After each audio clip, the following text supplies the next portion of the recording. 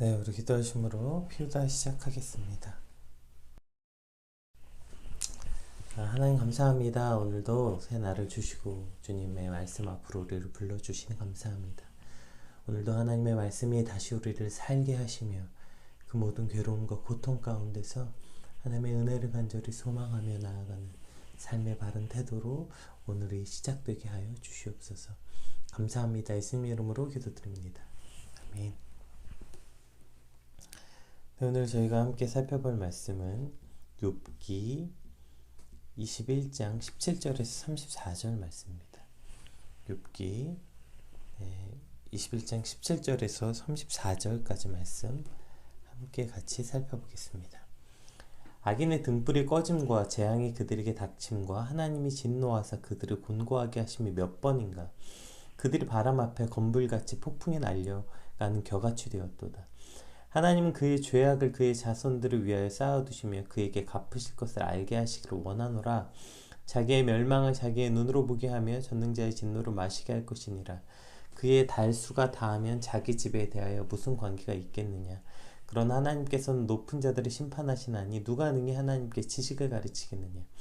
어떤 사람은 죽도록 기운이 충실하여 안전하며 평안하고 그의 그릇에는 젖이 가득하며 그의 골선이 윤택하고 어떤 사람은 마음에 고통을 품고 죽음으로 행복을 맛보지 못하는도다. 이 둘이 매 한 가지로 흙 속에 눕고 그들 위에 구더기가 덮이는구나. 내가 너희의 생각을 알고 너희가 나를 해하려 하는 속셈도 아노라. 너희의 말이 귀인의 집이 어디 있으며 악인이 살던 장막이 어디 있냐 하는구나. 너희가 길 가는 사람에게 묻지 아니하였느냐. 그들이 증거를 알지 못하느냐. 악인은 재난의 날을 위하여 남겨둔 바 되었고 진노의 날을 향하여 끌려가느니라. 누가 능히 그의 면전에서 그의 길을 알려주며 누가 그의 소행을 보응하랴. 그를 무덤에서 메어가고 사람이 그 무덤을 지키리라. 그는 골짜기 흙덩이를 달게 여기리니 많은 사람들이 그보다 앞서갔으며 모든 사람이 그 위에 그의 뒤에 줄지었느니라. 그런데도 너희는 나를 헛되이 위로하려느냐. 너희의 대답은 거짓일 뿐이니라. 아멘. 오늘 본문이 이제 어제 저희가 앞부분을 살펴보느라고 뒷부분을 함께 살펴보지 못했던 그 악인이 형통을 누리는 그 현실적인 모순, 그러니까 악인의 교만을 지적했던 어제 본문에 이어서 이제 그 악인의 번영과 형통에 대한 실제적인 예를 들면서 이제 묻고 있는 거죠. 현세적 인과응보가 과연 진짜 우리 현실에서 그렇게 일어나느냐, 그 모순성을 지적하는 것이 이제 오늘 본문의 내용입니다. 그러니까 이러한 욥기의 질문, 욥의 문제는 이 현실에서 일어난 인과응보가 현실 세계에서 일어나지 않는다는 거, 이것은 사실 여전히 해결되지 않는 신앙의 숙제이기도 합니다. 여러분 그 미래양이라는 영화 보셨나요? 이게 이제 개봉한 지 벌써 한참 됐죠. 근데 이 영화가 나왔을 때 무슨 반기독교 영화다, 뭐 기독교를 비꼬는 영화다, 뭐 굉장히 말이 많았어요. 미래양 내용이 뭐냐면 그 자기 자식을 잃은 여자가 그 자식을 잃은 고통을 교회에서 전도해서 신앙의 힘으로 이겨내요. 그렇게 해서 교회에서 잘 생활하다가 이제 그 자기가 받은 은혜가 있어서 자기 자식을 죽인 그 살인범의 교도소에 찾아가서 이제 당신을 용서합니다 라는 말을 해주려고 이제 그 교도소에 찾아갔는데 정작 자기 자신을 죽였던 그 살인범이 감옥 안에서 그 사람도 이제 전도를 받아서 신앙이 생긴 거죠. 그래서 하나님께서 자기를 용서해 주셨다. 그래서 자기는 이 안에서 평안한 삶을 살고 있다. 이 말을 들은 그 여자가 그 시간부로 교회를 떠나고 하나님과 교회를 저주하는 내용. 아니 내가 용서하지 않았는데 저 악인은 어떻게 하나님 앞에 용서를 받았나. 나는 이렇게 지옥 같은 시간을 보냈는데 저 악마 같은 놈은 어떻게 감옥에서 용서를 받았다면서 저렇게 평안한 얼굴로 내 앞에 나타나 있냐. 그것을 이제 본 이 여자가 자신이 그날로 이제 교회를 대적하는 내용, 마치 그 욥의 친구 같았던 그 교인들과 그 목사들을 막 유혹하고 무너뜨린 내용, 이것이 이제 밀양의 내용이었죠. 나는 내 아이를 잃었는데 내 아이를 죽인 살인마는 평안을 얻는다? 그게 과연 하나님의 뜻이냐? 하나님이 살아계시면 이런 일이 있을 수 있냐? 라는 이 질문. 원색적으로 악인은 정말 이 땅에서 벌을 받고 의인은 평안을 누리냐? 라는 질문을 여전히 이 땅에 문제로 남아있는 것이죠. 그리고 우리는 신앙이 있다고 말하고 믿음이 있다고 말하면서 이 문제 앞에 있고, 사실 또 신앙이 없고 교회를 다니지 않는 사람들도 아니 정말 하나님 있으면 이런 일이 일어날 수 있느냐? 라는 질문이 여전히 우리 앞에 남아있는 것이죠. 그리고 그러한 질문이 바로 욥기의 핵심의 주제이고 욥기의 출발이었다는 것을 우리는 기억할 수 있어요. 처음에 욥기 출발이 뭡니까? 사탄이 처음 하나님께 가서 뭐라고 말합니까?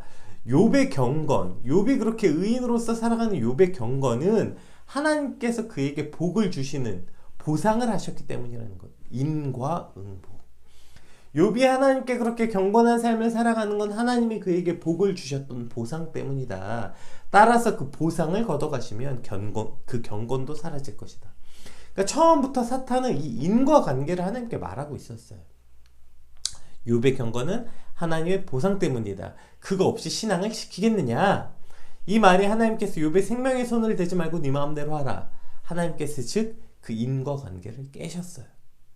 보세요. 시작이 어디였어요? 인과관계의 시작은 오히려 사탄의 입에서 나온 거고요. 하나님께서 직접 그 인과를 깨셨다고요. 그리고 까닭없이 집이 불타 없어지고 재산을 잃고 자녀들을 죽고 자신은 병들어 죽게 생겼죠. 사탄은 이제 그 인과관계가 깨졌으니까 그러면 인과관계가 깨졌으니까 하나님과 욥의 관계도 깨질 것을 기대했습니다. 그러나 욥기 주제의 핵심 주제가 뭡니까? 인과관계가 깨졌을 때 더 깊은 하나님의 관계가 시작된다는 그 말로 설명할 수 없는 신비. 인과관계로 맺어진 관계보다 훨씬 더 깊은 하나님과의 관계로 욥을 인도하고 계시다는 것, 이것이 바로 욥기의 핵심 주제인 것이죠. 그리고 오늘 저와 여러분 또한 이 놀랍고 신비로운 관계 속으로 우리를 초대하고 있는 것입니다. 인과관계가 깨지면 하나님과의 관계가 깨진다? 아니, 인과관계가 깨질 때야말로 우리는 더 깊은 하나님과의 관계로 들어갈 수 있으며 하나님 그것으로 우리를 초대하시고 그것으로 우리를 인도하고 계신다. 예. 이것이 오늘 욥기의 핵심 주제인 것이죠. 인과관계가 깨지면 당연히 깨질 것 같은 관계가 아니라 인과관계가 깨질 때야말로 하나님과 더 깊은 관계로 나아갈 수 있다는 것. 오늘 우리가 그렇게 하나님과 더 깊은 관계로 나아가는 아침, 그 더 깊은 관계로 인도하신 하나님의 인도하심을 받는 이 시간이 되길 소망합니다. 우리 17절에서 18절 한번 읽어볼게요. 악인의 등불이 꺼진 것 재앙이 그들에게 닥침과 하나님이 진노하사 그들을 곤고하게 하심이 몇 번인가 그들이 바람 앞에 건불같이 폭풍에 날려가는 겨같이 되었도다. 이제 이렇게 시작하죠. 그러니까 지금 빌닷이 18장에서 악인의 빛은 꺼질 거라고 한 말에 대한 직접적 방법이에요. 직접적 반박이에요. 악인의 불이 꺼진 적이 과연 몇 번이냐 있다는 거예요. 여기서 등불은 삶의 번영을 말하는 거죠. 이 땅의 성공, 건강, 앞으로 보장된 미래 등 악인들의 등불이 꺼졌다는데 정말 그러하냐는 거예요. 그들이 진노와 하나님의 심판을 받았다는데 정말 그렇게 되었냐? 라고 묻고 있는 거죠. 현실에서 정말 그런 일이 일어났는가? 그런 일이 지금 일어나고 있냐? 라는 질문을 지금 욥이 하고 있는 거죠. 그리고 그들이 또 그 건불, 그러니까 바람에 날리는 마른 풀과 낙엽같이 되었고 폭풍 앞에 겨와같이 된다는데 진짜 그들이 그렇게 날아가는 것을 본 적이 있냐? 몇 번이나 본 적이 있냐? 묻고 있는 거죠. 그러니까 너희 생각에 존재하는 너희 이론에서 존재하는 거 말고 너희 생각에서 존재하는 거 말고 우리가 살고 있는 진짜 이 세상에서 과연 그런 일이 일어나고 있느냐? 이렇게 묻고 있는 거죠. 그리고 이렇게 물으자 분명히 친구들이 아마 이렇게 답할 것이다. 만약에 이 땅에서 그런 일을 우리가 보지 못했더라면 아마 이런 대답을 할 거라고 그 다음 대답을 예상하고 이제 그 19절 20절을 말합니다. 우리 19절 20절 한번 읽어볼게요. 하나님은 그의 죄악을 그의 자손들을 위하여 쌓아두시면 그에게 갚으실 것을 알게 하시기를 원하노라. 자기의 멸망을 자기의 눈으로 보게 하며 전능자의 진노를 마시게 할 것이니라. 이렇게 지금 말하고 있는데, 그러니까 무슨 얘기냐면 아마 이렇게 말하면 친구들이 분명히 이렇게 말할 걸 예상한 거예요. 왜냐하면 죄의 심판에 대한 연대성, 우리가 연좌죄라고 말하죠. 그러니까 그 자기의 죄가 부모의 죄가 자식에게 그 자손에게 그 연좌되는. 그러니까 이것은 고대 근동 사람들의 고정관념이었어요. 지난번에도 살펴봤던 것처럼 예수님 시대에도 이것을 당연시 여겼던 거 저희가 봤죠. 나면서부터 맹인됐던 사람에게 사람들이 가서 뭐라고 묻습니까? 이것이 자기의 죄입니까? 그게 부모의 죄입니까? 라고 물어요. 그러니까 부모의 죄 때문에 자식이 죄값을 치른다고 당시 그냥 고정관념 그러니까 널리 퍼져 있던 생각들이었던 것이죠. 그러니까 부모가 잘못하면 그 자손에게 저주가 간다는 생각과 믿음이 보편적이었던 거예요. 그리고 이미 5장 4절에서 엘리바스는 악인의 자식들의 필연적인 불행에 대해서 말했고, 빌닷도 18장 20장에서 악인들의 자식들이 필연적으로 멸망하고 죽음을 당할 것이다 라고 말한 바가 있습니다. 그러니까 욥은 그들이 가지고 있던 이러한 현세적 인과응보도 헛소리고 그 죄에 대한 연대성 역시 잘못됐다라고 말하고 있는 거죠. 그래서 세 번역으로 보면 19장 19절 20절을 세 번역으로 한번 읽어볼게요. 이렇게 말하는 겁니다. 너희는 하나님이 아버지의 죄를 그 자식에게 갚으신다 하고 말하지만 그런 말 말아라. 죄 지은 그 사람이 벌을 받아야 한다. 그래야만 그가 제 죄를 깨닫는다. 죄인은 제 스스로 망하는 꼴을 제 눈으로 보아야 하며 전능하신 분께서 내리시는 진노의 잔을 받아 마셔야 한다. 네. 이렇게 지금 해석하고 있는 거죠. 조금 더 이해가 이제 욥이 하고자 하는 말이 무슨 말인지 좀 더 이해가 편한 것 같아요. 그러니까 이런 죄의 연대성 역시 인과응보를 설명하기 위한 수단에 불과하다는 거예요. 자기가 지은 죄는 자기가 받아야 되는 것이 마땅하다. 그러니까 물론 구약에서 뭐 아비의 악을 자손 3대, 3, 4대까지 보응하리라 라는 표현이 나오긴 합니다. 근데 이것은 부모의 죄로 인해 자녀들이 형벌받는다는 것을 강조하기 위함이 아니라 부모의 이러한 불경건한 삶을 자녀들이 답습하여 그 죄의 본성대로 자녀들도 행하게 되기 때문에 형벌을 받는다라는 의미가 강한 거죠.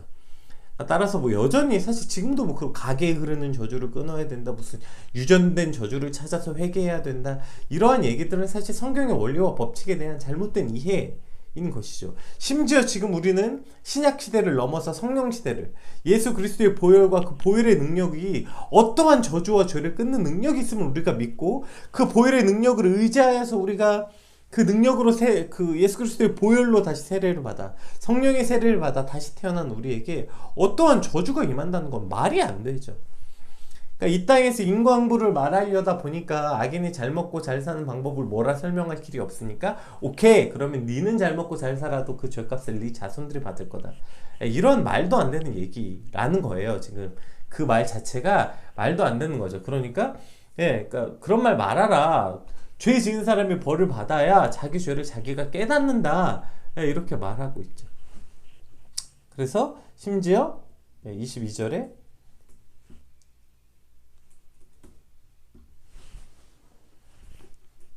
21절에 그의 달수가 다하면 자기 집에 대해 무슨 관계가 있겠느냐.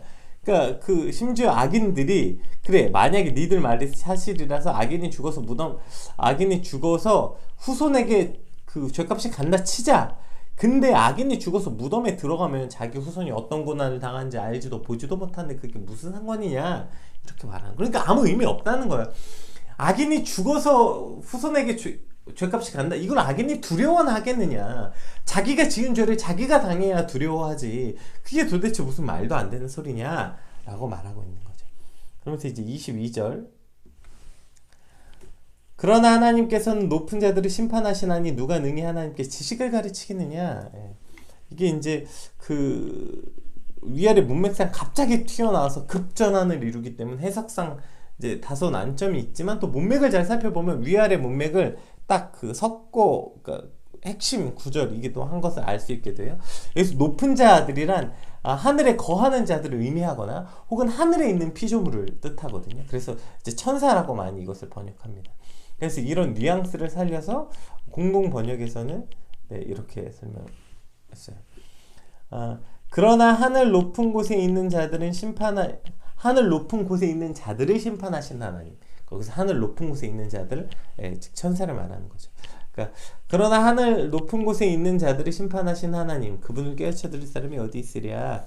그러니까 하나님은 하늘 높은 곳에 있는 천사들마저 심판하신 하나님이다, 이런 거죠. 하나님은 그런 하나님이신데 감히 그분의 심판에 대해서 인간이 뭐라고 판단하고 가르치고 왈가왈부할 수 있겠느냐, 이렇게 묻고 있는 겁니다. 이걸 자꾸 해석하려고 너네가 갖다 붙이는데 그게 말이 되겠느냐. 그리고 이제 23절, 이 내용을 이제 이야기하려고 하는 거예요. 23절에서 26절 한번 읽어볼게요. 시편 말씀, 그때 한번 같이 읽었던 시편 말씀하고도 매우 비슷하죠.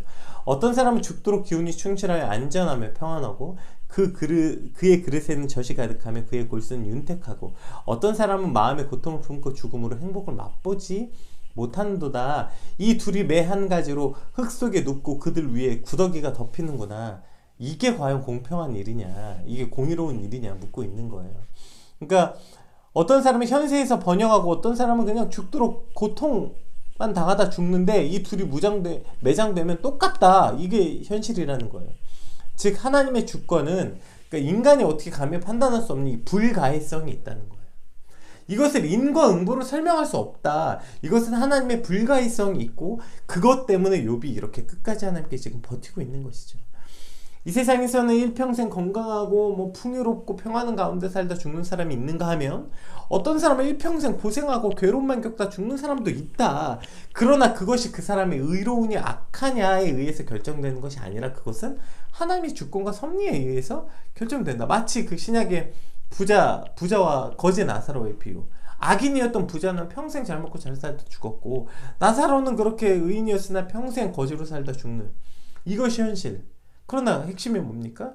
그들이 죽고 났을 때 그 죽고 난 후에 심판이 있다. 이것을 신약에서 보여주는 거 아닙니까? 이 땅에서 무슨 부자가 심판을 받았습니까? 이 땅에서 나사로가 무슨 뭘 받았습니까? 결국 굶어 죽었는데요. 네. 그러니까 이것이 현실이라는 거예요. 그것을 받아들이는 것이 오히려 하나님을 더욱더 온전히 이해하는 것이지, 너희의 방식대로 하나님을 이해하려고 그 인과응보를 갖다 붙이는 것은 오히려 하나님을 온전히 이해하지 못하는 일이다. 이런 것이죠. 그래서 하나님의 이 불가해성, 그것을 우리가 이해하는 것, 그것이 진짜 우리가 하나님을 이해할 수 있는 방법이다. 이렇게 말하면서 그 다음에 이제 내가 너희의 속셈을 안다. 이제 이런 이야기가 나오는데요. 이 뒤는 쭉 그냥 우리 세 번역으로 한번 읽어볼까요? 우리 그 27절부터 33절까지, 그 마지막 절 34절을 제외한 27절에서 33절까지는 한번 어떤 생각인지, 친구들이 어떤 속셈인지 우리 한번 같이 읽어보겠습니다. 너희의 생각은 내가 잘 알고 있다. 너희의 속셈은 나를 해하려는 것이다. 너희의 말이 새도 부리던 자의 집이 어디 있으며 악한 자가 살던 집이 어디 있느냐 한다. 너희는 세상에 많이 돌아다닌 견문 넓은 사람들과 말을 해본 일이 없느냐? 너희는 그 여행자들이 하는 말을 알지 못하느냐? 그들이 하는 말을 들어보아라. 하나님이 진노하셔서 재앙을 내리셔도 항상 살아남는 자는 악한 자라고 한다. 그 악한 자를 꾸짖는 사람도 없고 그가 저지른 대로 징벌하는 이도 없다 한다. 그가 죽어 무덤에 갈 때에는 그 화려하게 가꾼 무덤으로 갈 때에는 수도 없는 조문객이 장례 행렬을 따르고 골짜기 흙마저 그의 시신을 부드럽게 덮어준다고 한다. 그런데 어찌하여 너희는 빈말로만 나를 위로하려 하느냐? 너희가 하는 말은 온통 거짓말뿐이다. 이렇게 이제 본문이 끝이 나죠. 33절까지 읽어보려고 했는데 34절까지 읽었네요. 그러니까 지금 이해가 되시죠? 그러니까 너희가 하려는 말이 내 말을 반박하려고 하려는 어거지다. 너희의 말은 귀인의 집이 어디 있으면 악인이 살던 장막은 어디 있냐고 말하지만 현실에선 그렇지 않다. 길 가는 사람을 물어봐라. 여기서 길 가는 사람은 당신 이제 여행자들을 말해. 그래서 오늘 그 세번역에서는 세상을 많이 돌아다닌 견문 넓은 사람들이라고 이제 말을 하죠. 그러니까 그런 사람들과 말해봐라. 그러니까 그들은 오히려 뭐라고 말하냐면 악인들이야말로 죽을 때도 잘 죽는다. 조문객도 많고 심지어 악인들이 죽을 때는 그가 덮은 흙도 부드럽다. 그렇게 말한다. 근데 도대체 무슨 악인이 벌을 받는다고 너희들은 악인의 집이 어디 있느냐 이런 말을 하고 있냐? 라고 말하는 거죠. 그러니까 그들이 지금 말하고 있는 그 신앙, 그들이 가르치고 있는 믿음이 현실과 아주 동떨어져 있다는 거예요. 현실과 전혀 상관없는 가르침, 그래서 무의미하고 무익한 가르침이다 라고 말하고 있는 것이죠. 사실 안타깝게도 우리가 이 교회 개토화, 그러니까 교회가 자기들끼리만 모여있는, 마치 미국에 있는 LA 타운에 살고 있는 것처럼, 미국에서 10년을 살고 20년을 살아도 전혀 미국 문화를 모르고 미국 언어도 모르고 그냥 여전히 미국에 있는 한국에서 살고 있는 거죠. 그러니까 마치 그러한 것처럼 우리가 믿음이 있다고 말하고 우리가 이제 믿음을 가졌다고 말하지만 여전히 그냥 교회 안에서만 생활하다 보니까 현실과 동떨어져 있는 얘기들만 얼마나 많이 하고 있는지 모르겠어요. 그래서 어저께 이제 제가 저희 지체한 친구하고 만나서 얘기하는데 그 친구가 이제 안타까움을 토로하는 게 그거였어요. 자꾸 청년들에게 이러한 설교를 하는 게 되게 너무 안타깝다. 세상의 일과 하나님의 일을 구분하고 세상의 일을 하찮게 여기고 하나님의 일을 열심히 해라라고 가르친다는 거예요. 여러분 도대체 성경이 어떻게 하나님의 일과 세상의 일을 분리해서 그렇게 말했어요? 그렇게 된다면 예수님의 명령 뭡니까? 우리를 나가서 세상의 빛과 소금이라고 말한 것이 무엇이에요? 빛을 잃어버리고 소금을 잃어버리면 그 맛을 잃어버린다고 했던 말들은 무엇입니까? 오히려 우리가 세상에 나아가서 어떻게 그리스도인으로 잘 살아낼까가 더 핵심이고 저같이 그래도 저같이 그러니까 오히려 그냥 신학하고 목회만 하다가 정작 세상을 하나도 경험해보지 못한 사람들이 그냥 그렇게 강단에 서서 이런 말들을 너무 쉽게 내뱉어 버린다는 거죠.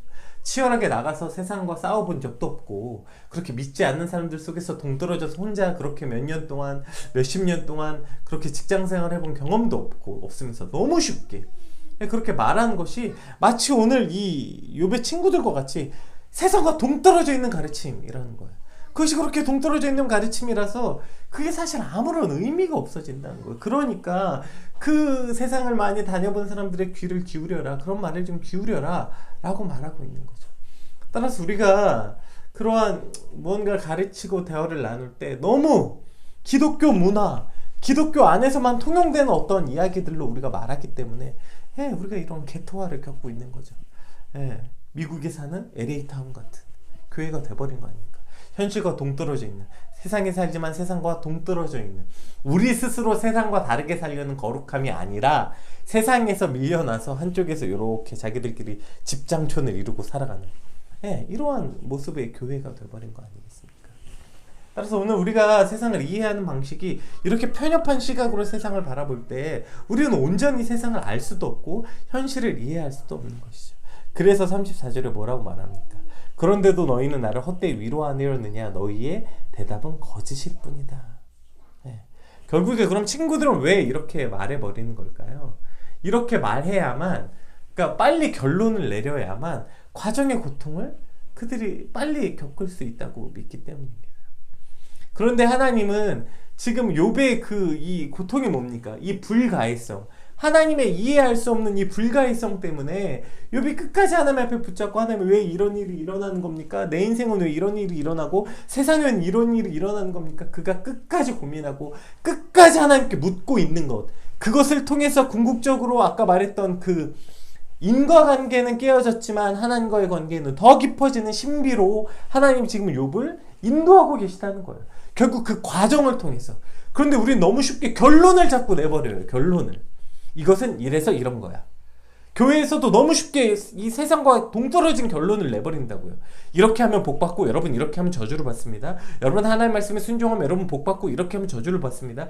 이렇게 너무 쉽게 복음을, 진리를 값싼 은혜라고 말할 때 저는 값싼 은혜 중에 하나의 방편이 자기의 편한 대로 갖다 붙이는 것뿐 아니라 이렇게 너무 복음을 단순화시키는 것이 그리스도 은혜를 값싸게 만들어버리는 것이 아닙니까? 정말 복음이 그렇게 단순한 것입니까? 잘하면 이 땅에 복받고 못하면 아니요. 오히려 이해되지 않는 문제를 가지고 오랜 시간 동안 기도하고 오랜 시간 동안 버티면서, 그래서 오늘 처음에 시작했던 그 인과관계가 깨질 때 찾아오는 그 신비로움을 우리가 찾게 되는 것이 오히려 하나님이 원하시는, 즉 과정의 고통을 겪으라는 것입니다. 그런데 그 과정의 고통을 빨리 겪고 싶지 않아서 우린 너무 빨리 스스로 답을 찾았다고 말해요. 너무 빨리 해결책들을 말해버립니다. 아, 그건 이렇게 되는 겁니다. 그건 저렇게 되는 겁니다. 저희가 목회자 자녀 세미나 갔을 때 그 초창기 때 목회자 자녀들이 받았던 수많은 상처들과 고통들이 뭐였냐면, 목사님들이 앞에 나오셔서 우리도 처음에 이렇게 어려웠지만 내가 하나님께 이렇게 회개했고 이런 걸 깨달았고 이렇게 했더니 하나님 내게 이런 복을 주셨습니다. 답을 찾았다고 늘 말해요. 그러니까 많은 목회자 자녀들이 거기서 그럼 우리 부모님은 회개하지 않아서인가? 열심히 하지 않아서인가? 이런 수많은 혼란에 빠질 수밖에 없는 것이죠. 아니요. 저는 어쩌면 그 답을 찾았다고 말하는 분들보다 지금도 답을 몰라 하나님의 강단 앞에서 하나님 왜 나는 평생 목회했는데 왜 우리는 평생 목회했는데 이렇게 살아야 합니까? 왜 이렇게 어렵습니까? 라고 여전히 부르짖는 욥과 같은 그 개척교회에 계시는 미자립교회에 계시는 목사님 사모님들이야말로 하나님의 이 불가의성 안에서 더욱더 이 놀라운 신비를 체험하실 수 있는 그러한 인도하심 중에 있는 과정이라고 믿습니다.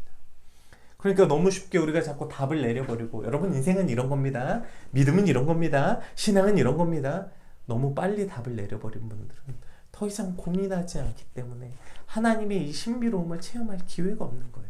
교회 성장의 비밀은 여기 있습니다. 우리 교회 부흥은 이렇게 일어났습니다. 이렇게 답을 자꾸 자기가 세워놓은 어떤 틀에 맞춰서 답을 내려버렸기 때문에 과정을 겪을 수가 없는 겁니다. 그러나 과정이 고통스러울지라도 하나님을 붙잡고 견딜 때에 우리는 그 하나님의 신비를 체험할 수 있게 되고 말로 설명할 수 없는 그 신비로움 그것에 우리를 인도하신 하나님을 경험할 수 있게 되는 것이야말로 진짜 믿음 이것이야말로 진짜 그리스도인의 삶이라고 믿습니다. 오늘 우리 받은 말씀 놓고 함께 같이 기도합시다. 하나님 과정이 고통스러울지라도 너무 쉽게 결론 내지 않게 하시고 하나님을 붙잡고 견디는 믿음을 주시옵소서. 그렇게 과정을 통해 하나님을 더 알게 하시고 하나님의 놀라운 섭리 가운데 한 발 더 가까이 나아가는 우리의 믿음이 되게 하여 주시옵소서. 우리 같이 받은 말씀 놓고 기도하겠습니다.